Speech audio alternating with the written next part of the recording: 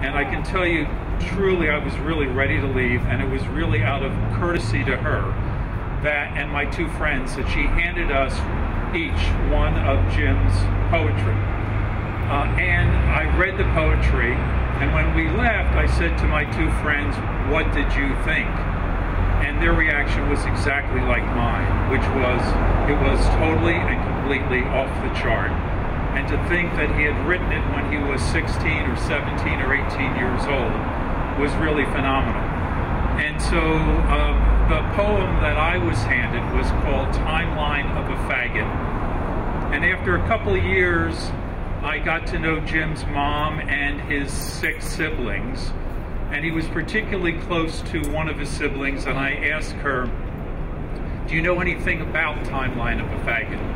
And she said yes. He wrote it after he was surrounded in his high school locker room and urinated.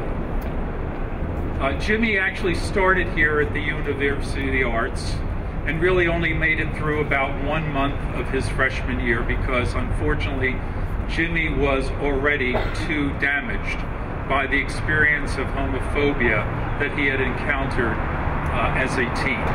So if I can, and I'm going to read to you 2 of his poems and then let you know that the very best of his poems, which is called Jim in Bold, which was written within his silhouette, you can find online at jiminbold.com. Timeline of a Faggot. I guess I found myself in gym class.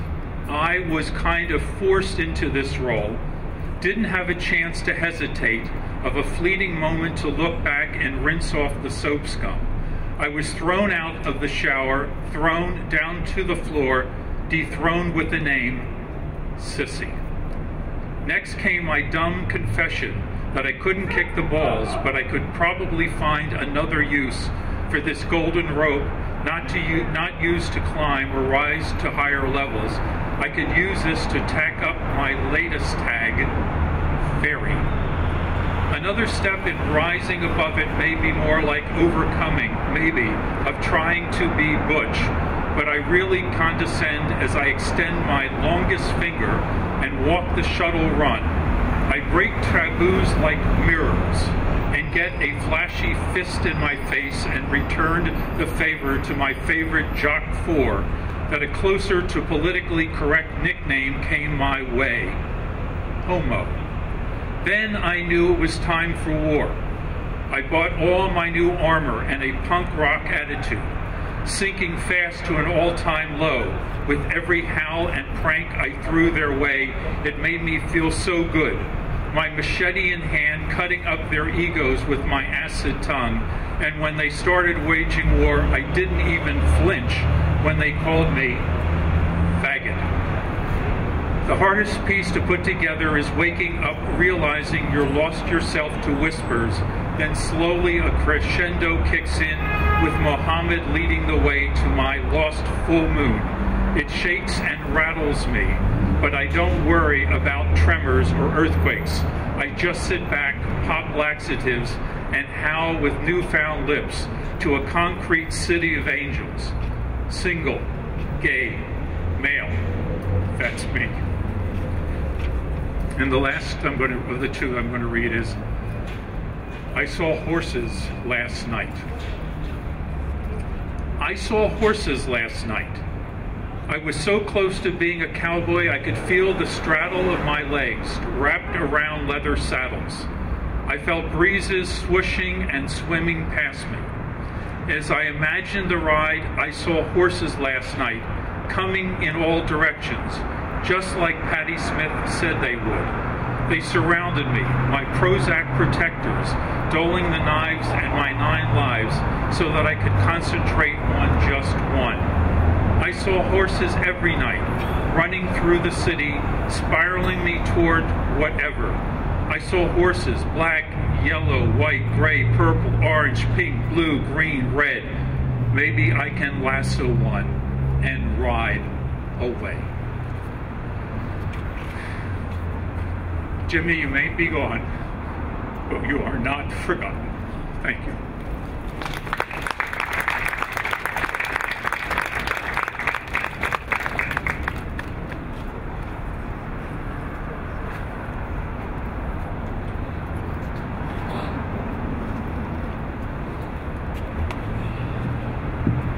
Thank you, Malcolm.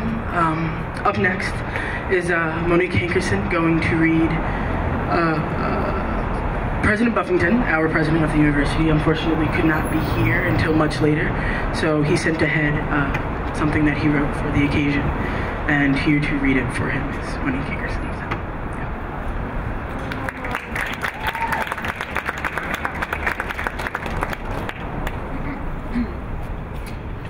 Good evening, everyone. My name is Monique Hankerson, and I'm the Director of Housing here at the University of the Arts. Please bear with me if, I'm sorry that I can't be with you tonight, but my heart is there with you now. I share your outrage, your sadness, and your hope for the future. Like you, I am outraged by the story of assault and torture in the Bronx last week. Like you, I am heartbroken that Tyler Clemente, Seth Walsh, Raymond Chase, and too many others have succumbed in recent weeks to despair, choosing death in the face of humiliation and ridicule. And like you, I am, despite all of this, hopeful that something good will come from violent tragedy. I am heartened when I hear New York Mayor Michael Bloomberg and City Council President Christine Quinn quickly denounce in the strongest terms possible the violence in New York, identifying those responsible as perpetrators of hate crimes. I am heartened when I hear of Dan Savage's It Gets Better campaign and see the scores of stories from LGBT people of all ages, races, and ethnicities, and walks of life. Excuse me. And I am heartened by the men and women gathered here today, expressing outrage, sadness, and most important, hope that things can be different, that we as a local and national community can be and do better. I do believe that though it's hard sometimes to keep the faith, it's easy for me to see how things have gotten better for me. I was a geeky gay kid growing up in rural Maryland in a fairly conservative Catholic household. I kept my feelings for other boys a deep, deep secret. I can't imagine how I would have felt or what I might have done had most of my secret feelings been shared on Facebook. I controlled my own coming out, and things did get better. I haven't lived in the closet, anywhere for some 20 years, and I've become a university president, a symbol, I suppose, of what's possible for us as LGBT people. I say this not to boast or to brag. What I've achieved as a gay man is testament to the tireless work over decades of LGBT people and their allies who wouldn't hide, who wouldn't remain silent, who wouldn't give up or give in no matter the humiliation to which they were subjected.